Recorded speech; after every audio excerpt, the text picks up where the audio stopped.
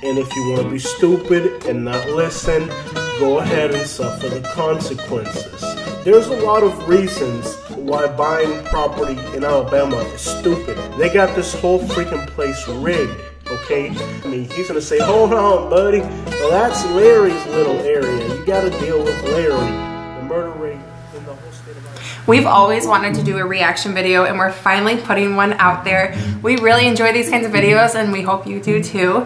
It's nice to hear two different perspectives, and I just hope that this guy doesn't hate us or roast us, but in case you haven't noticed, we're big advocates for moving to Alabama, lower Alabama more specifically. So when we watched this video on why you shouldn't move to Alabama, we had some different opinions. Oh, and we're not going through this entire video because it was super long, but we're definitely gonna highlight some of those things that were said that really jumped out at us, and in our opinions are just a little bit misleading or not true based on our professional and personal experiences. Yeah, we live here full-time and dedicate ourselves to learning and educating people on this state that we love so much.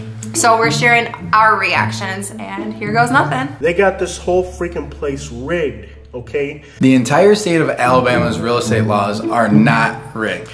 The realtors, the inspectors, they're all in cahoots with each other. It's like kangaroo court.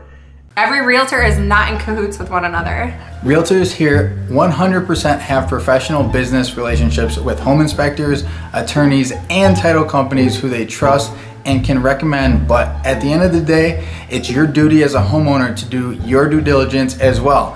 I can say with confidence though, if you hire a trusted realtor, you can confidently use their recommendations. Yeah, the goal as a trusted realtor is to have a team of individuals who you can refer to or rely on. And we say this because we are of those trusted realtors. The individuals that we refer you to for legal representation or home inspections, they're a direct reflection of us and our business, our livelihood. Exactly. I'm only going to work with individuals who hold themselves to a higher standard and have only the client's best interest at hand. I don't think because a person had one poor experience or dropped the ball that the entire state is horrible. Let's just think about that. It seems pretty extreme. I wish millions of people would move to Alabama just so that they could torment these people for me. Yeah, and we do have sympathy and understand it was a painful experience, but it sounds like it should be viewed as a teachable moment. Yeah, and pro tip, how to know if you're working with a trusted realtor: reviews, testimonials, experience, time in the industry. This is all public knowledge. Interview an agent or go to Google and type in living in Lower Alabama to see all of our reviews. There are so many steps you can take to protect yourself and your biggest asset, right? For anyone who doesn't and does have a poor experience, you really only have yourself to blame. There's a lot of reasons why buying property in Alabama is stupid, but the primary reason buying real estate in Alabama is a stupid decision is because the real estate laws in this state are a complete circus. My wife has shown an interest in real estate for a while. So we're licensed in 2 states, Illinois and Alabama, and in our professional opinion as well as experience, the real estate laws in Alabama are far more in-depth than they are in Illinois. There are so many extra steps that are required, and the due diligence in Alabama is far more detailed than it is in Illinois, especially the requirements to inform sellers of vital information. Yeah, this is huge. The state actually has laws that require agents to notify the seller of different phases of the transaction in writing to ensure the seller is fully aware of what is transpiring. The seller physically has to sign the document acknowledging that they were informed, and agents face losing their license if they don't complete these steps. The real estate board takes this stuff very seriously. The laws are not specific.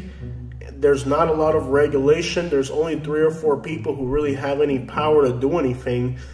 Okay, next, it is your right to obtain legal representation from a real estate attorney for the sale of your purchase of your property in Alabama. However, it is not required like it is in some states.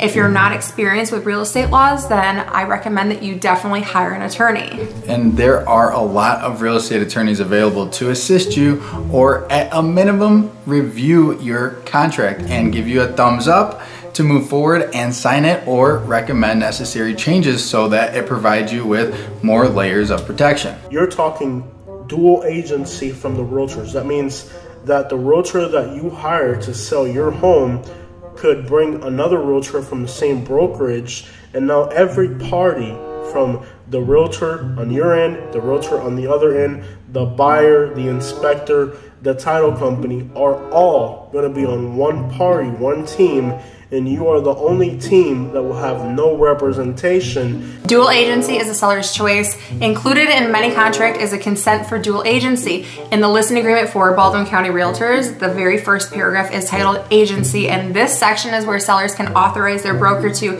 act as limited consensual dual agents in the sale of the seller's property, or they can decline. This is also where sellers can negotiate or get creative.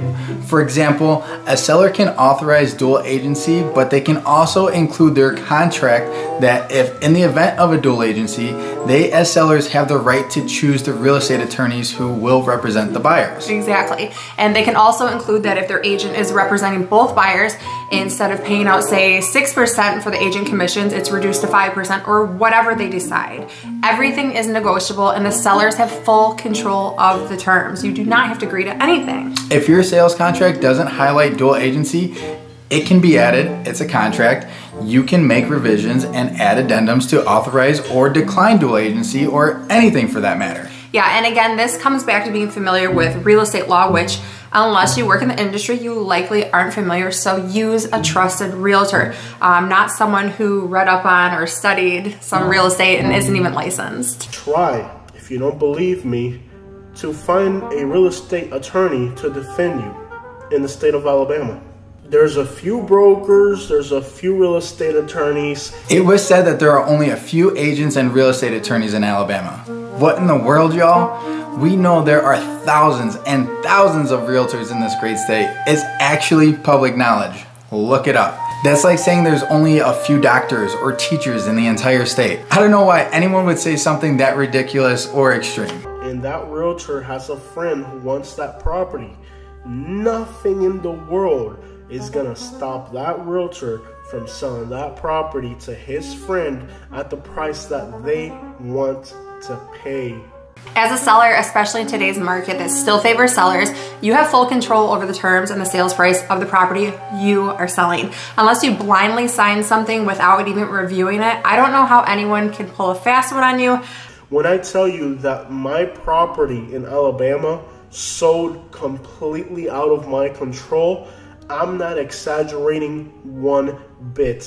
This is just asinine. I mean, sure, elderly people can fall victim or be taken advantage of, or people with special needs, or just those that are uneducated, I guess. It's just a bunch of stupid people. And sadly, it sounds like that has happened, but it can 100% be avoided. At that point, all you can do is feel sorry for yourself because you lacked common sense to research realtors to represent you. Again, teachable moments and lessons learned. Alabama is an incompetent specimen of a state when it comes to laws and regulations. Okay, this one. Alabama is an incompetent specimen of a state when it comes to laws and regulations. So, because they're getting rid of permits to carry a firearm. They used to issue a permit. Now they're not going to issue a permit anymore. It means that any inbred, backwards person in Alabama will have the opportunity to carry without a... I'm sorry, but a $20 plastic card isn't stopping criminals from being criminals. Watch the news. Active shooters are obtaining firearms illegally.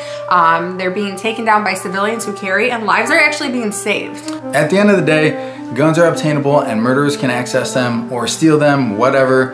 Let's not make it difficult for people to protect themselves or their families. We don't live in a perfect world and we never will. And Alabama is the 25th state in the US that isn't requiring any permits to carry a gun in public. This is nothing new.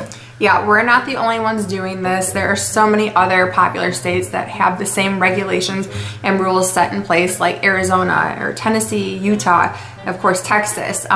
So if you don't like it, don't move here. It's no secret that we're a very conservative and gun-friendly state. That's the appeal of Alabama. The reason why people are literally flocking here. That and the Gulf Coast, guns and emerald green water. All right, y'all, here's another one. The murder rate in the whole state of Alabama is higher than the city of Chicago. The murder rate in the entire state of Alabama is higher than the murder rate in the city of Chicago. This statement to me was like a scare tactic, and it left out a lot of important details. Yeah, it did.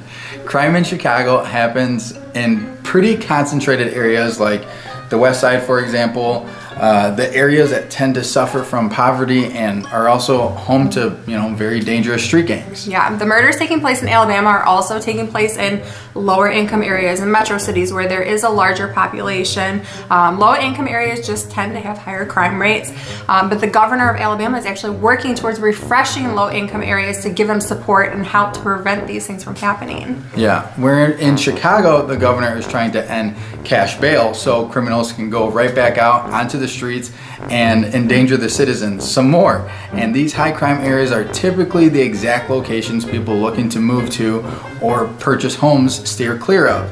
It's not the entire state of Alabama. Yeah, I'll tell you what, I wouldn't move to Chicago and buy a home for under $100,000 and expect it to be in a good area. I'd know that I'd be purchasing a home in a location that has a higher crime rate and the potential for drive-by shootings and carjackings and the risk of being robbed and held at gunpoint. The same goes for Alabama. Anywhere in the country for that matter. Just because you can get a house for dirt cheap doesn't mean you should. A cheap house is a key indicator you're buying in an undesirable location. Just check out the video I made about Birmingham. Yeah, it was on 100%. that list. From up north, which they have a specific name for you if you didn't know that. It's not a very friendly name, so... Okay, one more, y'all. I'm assuming he's referring to the term Yankee. So that's wrong apparently, and we should be deeply offended and never want to set foot in Alabama. But it's totally okay to refer to individuals who currently live in Alabama as specimens, or dumb, or bubba, or mock accents, or mock their southern accents. I mean, he's gonna say, hold on, buddy. Well, that's Larry's little area. You gotta deal with Larry. Because we all sound so funny like. All right then. We've been referred to as Yankees dozens of times, and it was intended to be playful. Our new Yankee neighbors, they used to be Yankees. All the Yankees are moving down south. Yeah, the term Yankee is referring to us originally being from up north. I mean, that's kind of common sense. Never has it been used in a derogatory way. Or if it was, I wasn't offended by it. Yeah, I really just can't with that one. I feel like that comment was just like meant to stir the pot, and it's just like one more dig because he's got a personal vendetta against Alabama. And with that being said, we're wrapping up the reaction video. We hope y'all can take something positive from this, and remember, there's two sides to every story. Yeah, and check out any of our other videos that highlight what living in Alabama, specifically Lower Alabama, is really like. We're full-time realtors here and residents, and we pride ourselves on honest depictions of Alabama. And don't forget to subscribe to our channel so you don't miss the next video of what Alabama is truly like. Thanks for watching, y'all. See y'all next time. See ya. They got this whole freaking place rigged, okay?